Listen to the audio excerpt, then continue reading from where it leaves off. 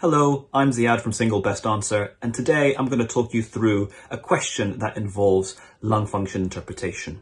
So many students find lung function test interpretation quite challenging, particularly in exam stressful conditions, because there's a lot of information to process in a quick and short amount of time. So let's go to the question together. A 62-year-old man has a dry cough for the last year. He is breathless on exertion and on walking to the shops. He used to smoke 40 years ago when he worked in finance. He does not take any regular medication. He undergoes lung function tests shown below. And we can see the lung function in the question. And at this point, I would recommend that you stop and don't look at the rest of the question or any of the options that are offered. Let's look at these together. The first thing I would recommend doing is looking at the FEV to FVC ratio. So that would be the third row in this table. And you can see here that the numbers are roughly in the late 80s, close to 90%, which suggests that the ratio is normal. Then we look at the total lung capacity and the predicted percentage. And we can see in these lung function tests that it is 50% of what is predicted. And that tells you that the lung function is reduced.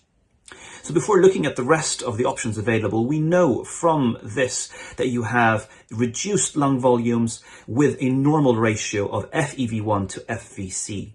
That means the amount of air that is blown out in the first second is as predicted, and so is the total. Both of them are reduced, and because both are reduced, the ratio is normal. So with a normal ratio but reduced total lung volume, that is in keeping with a restrictive lung defect or lung fibrosis. And if we look back at the question, we can see that this patient had a dry cough, which would be consistent. Let's now look at the options available to us. Which of the following clinical examination findings is most consistent with this presentation?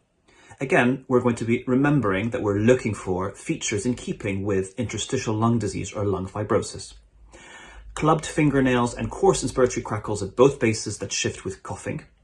Clubbed fingernails and inspiratory crackles at both bases that do not shift with coughing. Hyperexpanded lungs with quiet breath sounds and occasional wheeze throughout the chest. Raised JVP, widespread crackles in both lung fields and peripheral edema up to the knees. Reduced chest expansion, stomiodal percussion and reduced breath sounds on the left base. So the one that's in keeping with lung fibrosis is B. Let's click on that. And indeed that is correct. Now, with the single best answer, you get a full explanation as to how to interpret the results, but also why the other options are incorrect.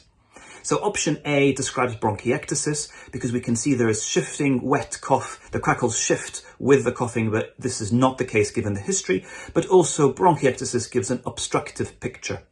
Similarly, option C, that describes COPD, chronic obstructive lung disease, and as it suggests, this would be an obstructive lung function picture. The difference is with an obstructive lung function picture, you would expect the FEV1 to be a smaller proportion out of the full FVC. So the ratio FEV1 to FVC should be less than 70%, which is not what we have in this question. D describes acute heart failure with all the signs that would be in keeping with this, and the lung function does not suggest that, nor does the history. Option E describes a pleural effusion, typical examination findings of this, and again, the lung function and the history are not in keeping with this. I hope you found this video useful, and if so, then please join our YouTube channel, or indeed start revising by subscribing to our website, singlebestanswer.com. Good luck.